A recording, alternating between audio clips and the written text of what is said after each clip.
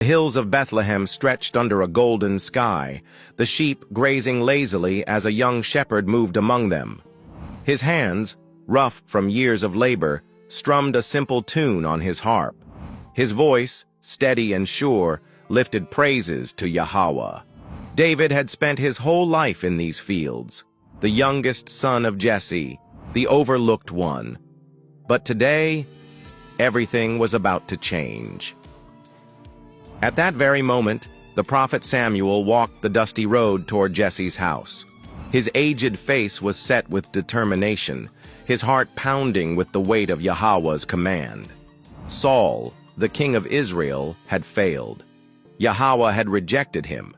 And now, Samuel was sent to find the next king, the one Yahweh had chosen. When Jesse presented his sons, Samuel's eyes scanned each one. Eliab, the eldest, was tall and strong.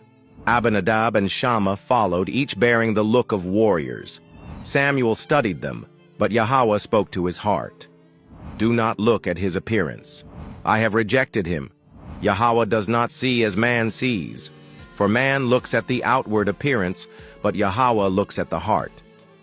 One by one, Jesse's sons passed before Samuel, but Yahweh chose none of them. Confusion flickered in Samuel's eyes. Are these all your sons? Jesse hesitated.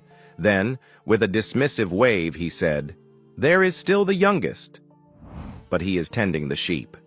Samuel's eyes sharpened. Send for him. We will not sit down until he arrives. Minutes later, David entered. The moment Samuel saw him, Yahweh's voice thundered in his heart. Arise, anoint him, this is the one. Oil poured down David's head, soaking into his hair, his skin, his very soul. As it flowed, something unseen shifted in the heavens. The spirit of Yahweh rushed upon him like a mighty wind, filling him with power. He was still just a shepherd, but Yahweh had marked him as king.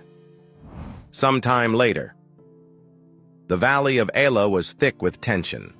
On one hill, the Philistine army, their banners flapping in the wind. On the other, Israel's soldiers, their faces pale with fear. And in the valley between them stood a monster, Goliath. 9 feet tall, his bronze armor glinted in the sun. His spear weighed more than a full-grown man.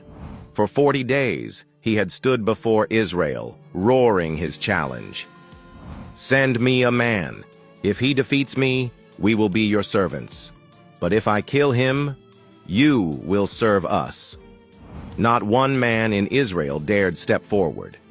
And then, on that fateful morning, David arrived. Sent by Jesse to bring food to his brothers, he had come expecting a normal day. But what he found was a nation paralyzed by fear. His brothers scoffed at him. Why are you here, little shepherd? Go back to your sheep. But David's jaw tightened. His heart burned with righteous anger. Who is this uncircumcised Philistine, he demanded, that he should defy the armies of the living Elohim? Word of his defiance reached King Saul. When David stood before the king, Saul stared at him, unbelieving. You are but a boy, Saul said, and he is a warrior from his youth. David stepped forward, his eyes burning with faith. I have killed both lion and bear, he declared. Yahweh delivered me from their jaws, and he will deliver me from this Philistine. Saul hesitated, but something in David's voice stirred him. Go, he said at last, and Yahweh be with you. David refused the king's armor. He took only his staff, his sling, and 5 smooth stones from the brook. As he stepped onto the battlefield, Goliath laughed. Am I a dog, the giant sneered, that you come at me with sticks?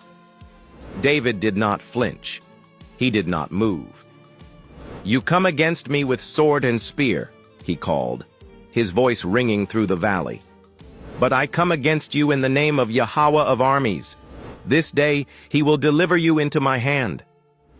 Goliath's laughter turned to a roar. He charged. David ran toward him. In one motion he reached into his pouch, pulled out a stone, and let it fly. The stone whistled through the air, straight into Goliath's forehead. The giant staggered. His eyes rolled back. Then he fell. A sound like thunder shook the valley as his massive body crashed to the ground. The Philistines gasped in horror. The Israelites watched in awe. David strode forward, drew Goliath's own sword, and severed his head. The Philistines broke and ran. Israel roared in victory, and in that moment, David went from shepherd to legend. David's fame spread like wildfire. He was brought into Saul's court, a hero, a warrior, a rising star. He fought for Israel. He won every battle, and the people sang in the streets, "Saul has slain his thousands, but David his tens of thousands." And in Saul's heart, something dark took root. He watched David. He saw the love the people had for him. He saw the way they looked at him with awe. And Saul knew. David wasn't just another warrior. He was a threat. That day, jealousy crept into Saul's soul like a viper, whispering, "He will take your throne.